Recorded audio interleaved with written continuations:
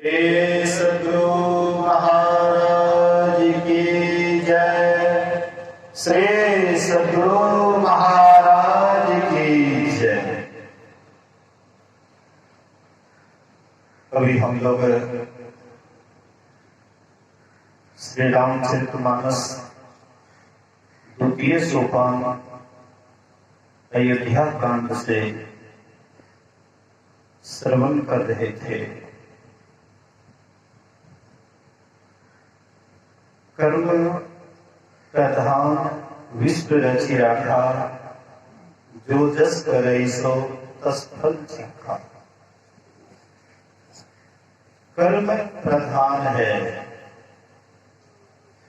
हम आप जैसा कर्म करते हैं उस तरह का मन बुद्धि शरीर आदि मिलता है। इसलिए लोग कर्म करते हैं लेकिन तत्काल उसका फल जो नहीं मिलता है, इसलिए लोग सोचते हैं कि लोग ऐसे ही कहते हैं कि कर्म का फल मिलता है, लेकिन हमने तो किया इसका तो मिला नहीं। तत्काल लोग देखते हैं कर्म का फल। लेकिन संत महापुरुष कहते हैं भगवान के घर में देर होता है अंधेर में। हम आपसे 24 घंटा कर्म होता है। हम आप जब सो जाते हैं उस समय में भी कर्म होता है। कभी मन से कर्म करते हैं, कभी वचन से कर्म करते हैं और कभी तन से कर्म करते हैं। मन, वचन, कर्म, ये 3 तरह से कर्म करते हैं। संत गोस्वामी तुलसीदास जी महाराज कहते हैं, तुलसी यह तन खेत है, मन वच कर्म किसान, पाप पुण्य दोई बीज है, बुने सो लुने निधान। जैसे हम आप खेती करते हैं, जो किसान हैं किसानी का काम करते हैं, खेती का काम करते हैं, तो खेत जो आप जो चीज बोते हैं खेत में वही फसल आपके पास आता है। जिनका खेत होता है उपजा वही रखते। इसी तरह से हम आप भी शरीर में रह करके जो कर्म करते हैं वह कर्म का फल हमारे पास आता है। बहुत आदमी ऐसे भी कहते हैं कि देखो बाप बुरा कर्म किया और बेटा इसका सजा भोग रहा है। बाप बुरा कर्म किया और बेटा को फिर मिल रहा है, पति बुरा कर्म किए पत्नी को मिल रहा है। लेकिन ऐसी बात नहीं है। संत पलटू साहब कहते हैं, अपनी अपनी करनी अपने अपने साथ करे जो आगे आवर, बाप के करनी बाप पूत के पूते पावर, जोड़ू के जोड़ू ही फले खसम के खसम को फलता, अपनी करनी सेती जीव सब पार उतरता, नेकी बदी है दोई और न संगी कोई, देखो बूझ विचारी संगे जय है दोई, पलटू करनी और की नहीं और के साथ, अपनी अपनी करनी अपने अपने साथ। हम जो भी कर्म करते हैं, अगर पिता अच्छा कर्म करता है वह पिता को ही मिलेंगे, अगर बेटा अच्छा कर्म करता है तो वह बेटा को ही मिलेंगे, पति अगर अच्छा कर्म करता है तो वह पति को ही मिलेगा, पत्नी अगर बढ़िया कर्म करती है तो पत्नी को ही मिलेंगे। मतलब जो करेंगे उसी को मिलेगा। कोई किसी के कर्म को बांटता नहीं है, कोई किसी के फल में हकदार नहीं होता है। हमको अपने आप ही अपना कर्म का फल भोगना पड़ता है। लेकिन हम आप मोह ममता में पड़ करके जो नहीं करना चाहिए सो भी कर लेते हैं, जो कर्म नहीं करना चाहिए वह भी कर लेते हैं। अंगुलीमाल डाकू हो गए तो कैसे डाकू हुए? गुरु महाराज गुरु जी उनसे दक्षिणा मांगे और दक्षिणा बोले कि तुमको ऐसा करना है, अंगुलीमाल किए। तो ये अंगुलीमाल किए तो अंगुलीमाल को इसका फल मिलेगा। जो जैसा कर्म करता है उसको मिलता है। इसलिए हम आप चाहते हैं सुख, चाहते हैं शांति, लेकिन कर्म करते हैं अशांति वाला, कर्म करते हैं बुरा बुरा। तो भला कहते हैं रोपे पेड़ बबूल का आम कहां से हो। आप जो वृक्ष लगाते हैं वैसा ही फल मिलता है। कोई बबूल का वृक्ष लगाता है और मन में सोचते हैं कि बबूल का फल नहीं आकर के, फल ही नहीं आकर के सुंदर आम का फल होगा, ये केवल उनकी कल्पना ही रहेगी, लेकिन कभी भी आम का फल उससे नहीं होगा। करे बुराई सुख चहे कैसे पावे कोई, रोपे पेड़ बबूल का आम कहां से होए। इसलिए हम आप सुख चाहते हैं, शांति चाहते हैं, तो कहते हैं शुभ कर्म कीजिए। अशुभ कर्म तो करना ही नहीं चाहिए, लेकिन शुभ कर्म भी फल की आशा रख करके नहीं करनी चाहिए। हम आप कोई शुभ काम करते हैं तो खूब अपना बड़ाई करते हैं लोगों के पास जाकर के कि हमने ऐसा काम किया, हमने मंदिर बनाया, हमने मस्जिद बनाया, हमने गिरजाघर बनाया, हमने दूसरे का मदद किया, हमने परोपकार का काम किया, हम उसको संभाले थे। लेकिन अगर बुरा कर्म होता है तो कभी भी हम नहीं बोलते हैं कि हमसे ये गलती हो गई, हमसे ये बुरा कर्म हो गया। पुण्य कर्म को सब बढ़ाते, पुण्य कर्म को सब अपना अपना बढ़ाई बोलते हैं, लेकिन बुरा कर्म कभी भी हम एक दूसरे के सामने नहीं खोलते हैं।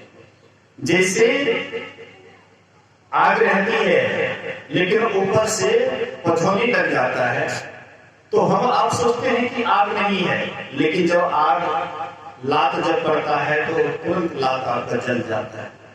ऐसे ही आपसे जो भी कर्म हो रहा है उसका फल भी निश्चित मिलेगा। इसीलिए सोच समझ करके कर्म कीजिए। कोई कर्म करते समय, कर्म करने से पहले सोच विचार करके कर्म करता है, उसको बुद्धिमान कहते हैं। और जो कर्म करते हुए सतर्कता बरतते हैं उसको सावधान कहते हैं, और जो कर्म करके बाद में पछताता है उसको हैवान कहते हैं। इसलिए अनुचित उचित कार्य कछु समुझी करिए फल कह सबको, सहसा करी पाछे पछताही कहि वेद बुध ते बुध नाही। कहती है कोई भी कर्म कीजिए तो सोच समझ करके कर्म कीजिए। जिस समय में राम भगवान सीता जी के साथ, लक्ष्मण के साथ वनवास में थे, पंचवटी में निवास कर रहे थे, भरत पूरे दलबल के साथ आ रहे थे, आकाश की तरफ धूल उड़ती हैं, धूल को देख करके राम जी बोले लक्ष्मण से, भाई लक्ष्मण देखो वृक्ष पर चढ़ करके उधर से पूरा धूल उड़ रहा है, आखिर कौन सी का धूल है। तो लक्ष्मण वृक्ष पर चढ़ करके देखता है और कहते भैया भरत चतुरंगिनी सेना लेकर के पूरे दलबल के साथ आ रहा है, शायद वह इसलिए सेना साज करके आ रहा है कि दो ही भाई है वहां पर, इसीलिए वे दोनों भाई को मार देंगे और हम एकदम निश्चिंत होकर के राज्य करेंगे। इसीलिए भैया अगर मैं भरत को मजा नहीं चखाऊं तो मेरा नाम लक्ष्मण नहीं। इसलिए अगर आज 1000 शंकर भी उनके सामने में आ जाएंगे तो राम की दुहाई है, मैं भरत को दलबल समेत उनको धरती पर सुला दूंगा। जैसे हड़बड़ा करके लक्ष्मण चलना चाहते थे, आकाशवाणी होती है अनुचित उचित काज कछु हो समुझी करिए भल कह सबको, सहसा करी पाछे पछताई कहि वेद बुध ते बुध नाही। कहते हैं उचित हो या अनुचित, अच्छा हो या बुरा, सोच समझ करके करना चाहिए। जो हड़बड़ा करके कर्म करता है वह सोचता तो है कि हम शुभ करने जा रहे हैं, लेकिन परिणाम उसका उल्टा हो जाता है, उसका परिणाम बुरा हो जाता है। वैसे ही लक्ष्मण हड़बड़ा करके जा रहे थे, आकाशवाणी होती है, लक्ष्मण सहम जाता है और तब राम जी बुलाए और बोले कि भाई तुम क्या सोचते हो भरत को? क्या भरत राज्य पा करके भरत को राजमत हो गया है? अरे भरत को ये अयोध्या का राज्य किया, तीनों लोग का भी अगर राज्य भरत को मिल जाए फिर भी भरत को राजमत नहीं हो सकता है। जो आत्मज्ञानी हो जाता है, जो ज्ञानी हो जाता है, उसको ये राजपाट, जमीन जायदाद, मकान दुकान, ये तो सब फीका पड़ जाता है, इसी में ऊपर उड़ जाता है। हम स्थूल मंडल में रहते हैं, स्थूल मंडल में रहने के कारण स्थूल विषय की तरफ आकर्षण होता है, और स्थूल विषय से जब ऊपर उठ जाते हैं साधना के द्वारा, जब सूक्ष्म में चले जाते हैं तो स्थूल विषय फीका पड़ जाता है। वैसे ही भरत के लिए ये स्थूल विषय, ये राजपाट, ये जितना कुछ भी है, भरत के बिल्कुल फीका है। तुम भरत को नहीं जानते हो, भरत को मैं जानता हूं। मतलब कहने का, संत महापुरुष कहते हैं कि हम आप भी सोच विचार करके करें। अंधाधुंध करते जाते हैं, अंधाधुंध करते जाते हैं। आप बेटा के लिए बेईमानी करते हैं, आप बेटा के लिए जमा करते हैं, आप सोचते हैं कि मेरा बेटा सुखपूर्वक रहेगा, लेकिन उसको भी सुख नहीं मिलेगा। अगर आप बेईमानी शैतानी करके धन जमा किए हैं, ना तो आपको भोगते समय शांति मिलेगी, ना ही आपके बाल बच्चे को भोगते समय शांति मिलेगी। आप भी अशांत, जो उसको भोगेंगे वे भी अशांत, दोनों में से कोई शांत नहीं। इसलिए थोड़ा सा गलती के लिए आप अपने जीवन को नरक में न डालें। आपके सामने में कोई भोजन परोस करके दे दे, आपके सामने में 56 प्रकार का व्यंजन, सुंदर व्यंजन आपके सामने परोस करके दे दे, और आप अपने ही हाथ से जहर का बोतल खोल करके भोजन में मिला करके और वह भोजन करते हैं, तो आपको लोग बुद्धिमान कहेगा कि नहीं फलना बहुत बड़ा बुद्धिमान है, अपने से अपने भोजन में जहर मिलाता है इसलिए बड़ा बुद्धिमान है, कहेंगे नहीं। बुद्धिहीनों का काम है, जो बुद्धिहीन होता है वही अपने से खोल करके जहर मिलाता है और अपने ही भोजन में डाल करके अपने खाता है। इसी तरह से हम आपके पास में अगर सही विवेक का उदय हो जाए, सही ज्ञान प्राप्त हो जाए, हम कभी भी बुराई के रास्ते पर नहीं चलेंगे और धन इकट्ठा करने के लिए हम झूठ खसोट करके दूसरे की बेईमानी शिकायत नहीं करेंगे, ईमानदारी से रहेंगे। कहते हैं चोरवा की कमाई सबको खाए, अकेले चोरवा बांधल जाए। चुरवे का कमाई मतलब हम आप जो बेईमानी करते हैं, हम आप जो झूठ बोलते हैं, तो आपका कमाया हुआ धन पूरा परिवार खाएगा, लेकिन अकेले आपको नरक की यात्रा करना पड़ेगा। ऐसा क्यों करें? क्यों थोड़ी ही जीवन के लिए लंबा जीवन को नरक में डालें? ये आपका शरीर क्षणभंगुर है, कुछ दिन के लिए मिला है, और इस शरीर में आकर के आप उल्टा पुल्टा कर्म करते हैं, अंधाधुंध कर्म करते हैं, पाप वाला कर्म करते हैं, और जो जीवात्मा का जो इससे कई गुना लंबा जीवन है उसको आप नरक के गर्त में डाल रहे हैं। ये आप कहाँ के बुद्धिमान हैं? ये आपकी कहाँ की बुद्धिमानी है? इसलिए कबीर साहब कहते हैं सुकिरत कर ले नाम सुमर ले, को जाने कल की जगत में खबर नहीं पल की। इस बच्चे के संबंध में कोई विचार किए थे? कोई मन में भी, सपना में भी कोई विचार किए होंगे कि इतनी ही अल्पायु में ये बच्चे चले जाएंगे? इसलिए गुरु नानक देव कहते हैं, न बालक न जोगने न विरधि कछुबंध, वह अवसर नहीं जानिए जब आए पड़े जमफंद। जम का फंदा कब आ जाएगा इसका कोई ठिकाना नहीं है। इसलिए कवि साहब कहते हैं, सुकिरत करेले, सुकिरत, सु मतलब सुंदर, अच्छा, किरत मतलब कर्म, सुंदर कर्म कर लो, अच्छा कर्म कर लो, वो जाने कल की, कल को कौन जानता है।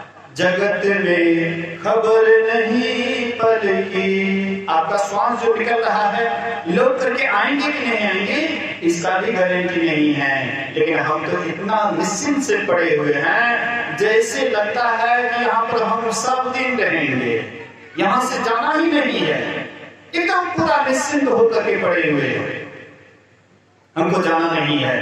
लेकिन पल में प्रलय होएगा, बहुरी करेगा कब, पल में भी प्रलय हो सकता है। इसलिए झूठ कपट कर माया जोड़ी, बात कर छल की, झूठ कपट कर माया जोड़ी, बात कर छल की, पाप की पोट धरे सिर ऊपर, किस विधि होए हल की, जगत में खबर नहीं पल की, एक पल की भी ठिकाना नहीं है संसार में। इसलिए कल की आशा करते हैं।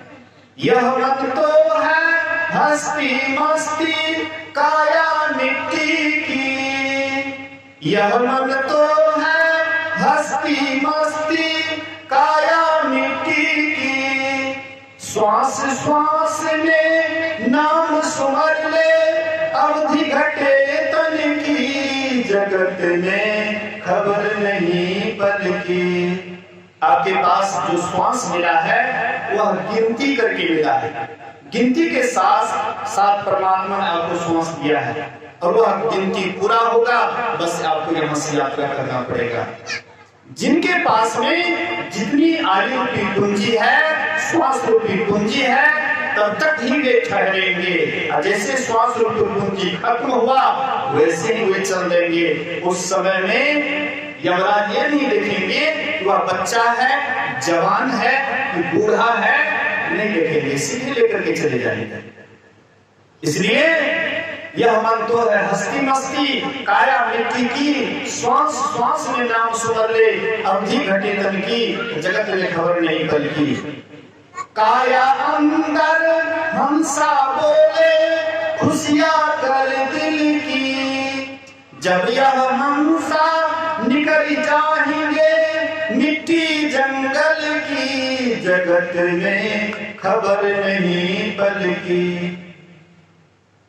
काम क्रोध मद लोभ निवारो, यही बात असल की, ज्ञान वैराग दया राखो, कहे कबीरा दिल की, जगत में खबर नहीं पल की। हमरे अंदर में, हम लोगों के अंदर में इतनी वासना है, इतनी इच्छाएं हैं, काम क्रोध लोभ मोह ईर्ष्या द्वेष पाखंड, इतनी वासना है कि दिन रात तांता लगा हुआ रहता है, भजन नहीं कर पाते हैं यही वासना के कारण। लेकिन अगर आपको पता लग जाए कि कल मैं यहाँ से चला जाऊंगा, कल मेरी मृत्यु हो जाएगी, क्या आपको कुछ अच्छा लगेगा? काम क्रोध पत्नी भी खड़ा रहेंगे बगल में, उसके भी तरफ आपका ख्याल नहीं जाएगा, क्योंकि कल हमको मरना है। मृत्यु को नहीं जानने के कारण मन एकदम आनंद से संसार में रहता है, निश्चित होकर के रहता है। इसलिए गुरु महाराज जी बोले थे कि मैंने अंग्रेजी की पुस्तक में पढ़ा था, ऑल मैन मस्ट डाई, सभी मनुष्य अवश्य मरेंगे। इस बात को जो बढ़िया से धारण कर लेंगे और सोचेंगे कि कब हमारी मृत्यु हो जाए इसका कोई ठिकाना नहीं है, वे विषय की तरफ नहीं जाएंगे, विषय रूपी फूल को नहीं चुनेंगे, वे जब भी जाएंगे तो परमात्मा की तरफ जाएंगे। संत महात्मा ऐसा नहीं कहते हैं कि आप संसार में कोई कर्म मत कीजिए, संसार में कर्म कीजिए लेकिन शुभ कर्म कीजिए, अशुभ से दूर रहिए और शुभ भी अनासक्त होकर के कीजिए। अनासक्त जग में रहो भाई, दमन करो इंद्रिय दुखदाई। कहते अनासक्त होकर के संसार में रहो और इंद्रियों का दमन करो। इसलिए संत महात्माओं की बात को थोड़ा गहराई से लें, ऊपर पर लीजिएगा, बाद में आप ही को पछताना पड़ेगा। हाथ मल करके हाथ मलिएगा, पछताइएगा, लेकिन कुछ हाथ नहीं लगेगा। इसलिए अवसर बीते मन पछते हैं, जब अवसर बीत जाएगा तो पछताइएगा। जब पछताए, अब पछताए क्या होता है, जब चिड़िया चुग गई खेत। तो फिर समय के रहते हुए अगर आप सचेत होकर के चलिएगा, अच्छी रास्ता को पकड़ करके अच्छाई पर चलिएगा, जरूर है जो अच्छाई रास्ते पर चलते हैं उसी से ध्यान भजन होता है, और जो बुराई रास्ते पर चलते हैं उनका ख्याल बुराई में ही लगा रहता है। तो भजन कैसे होगा?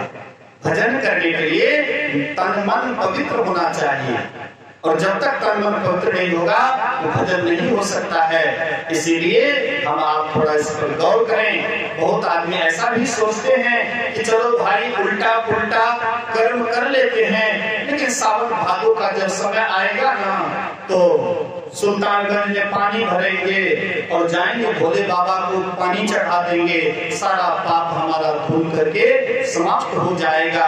लोग बहुत आदमी ऐसे ही सस्ता सौदा खोलते हैं, बहुत आदमी ऐसा भी करते हैं कि भाई साल भर जो भी करना है करो, झूठ फूस जो भी करना है करो, और साल भर के बाद सावन भादों का समय आता है और भोले बाबा को जाकर के पानी डाल देंगे, सब पाप धुल करके राख हो जाएगा।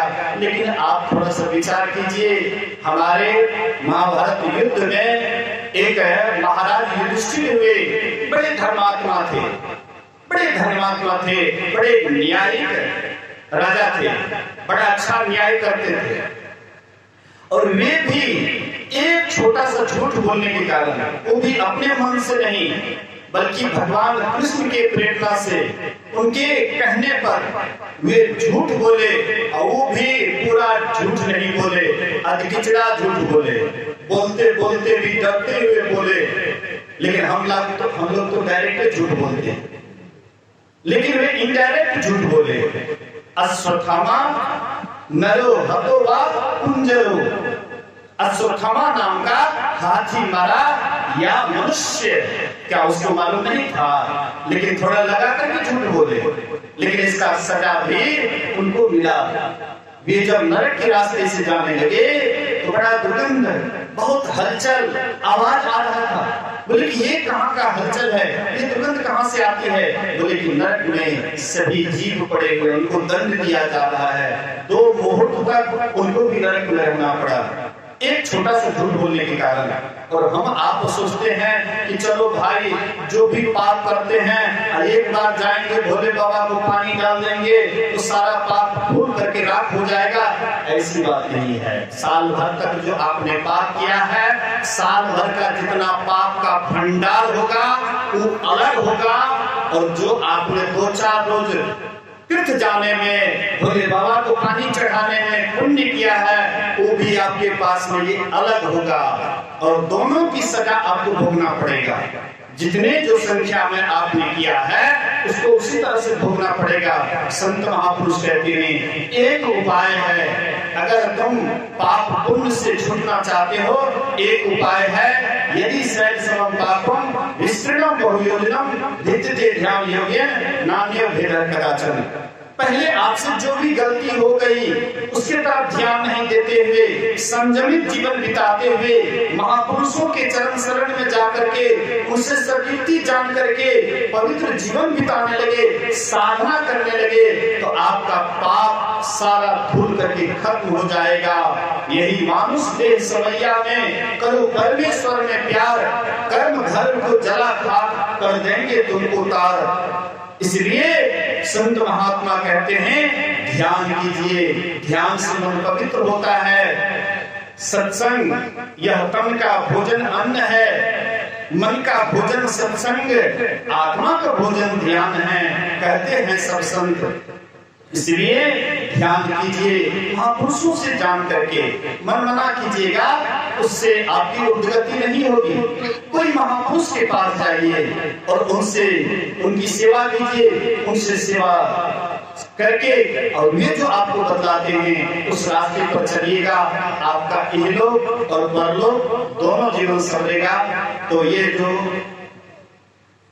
अमित बाबू अपने बच्चे के निधन के अवसर पर यह संत महापुरुषों को बुला करके संत का सत्संग करवा करके बहुत पुण्य कर्म किए हैं। और यह वह बच्चा, मैं सुबह में भी कहा था कि वह बच्चा जहां भी रहे शांति से रहे, सुख से रहे, इसके लिए हम लोग परमात्मा से प्रार्थना थोड़ी देर के लिए करेंगे। सब आदमी थोड़ी देर के लिए मौन होकर के परम प्रभु परमात्मा से प्रार्थना करें कि वह बच्चा जहां भी हो वह सुख से रहे, शांति से रहे। श्री सद्गुरु महाराज।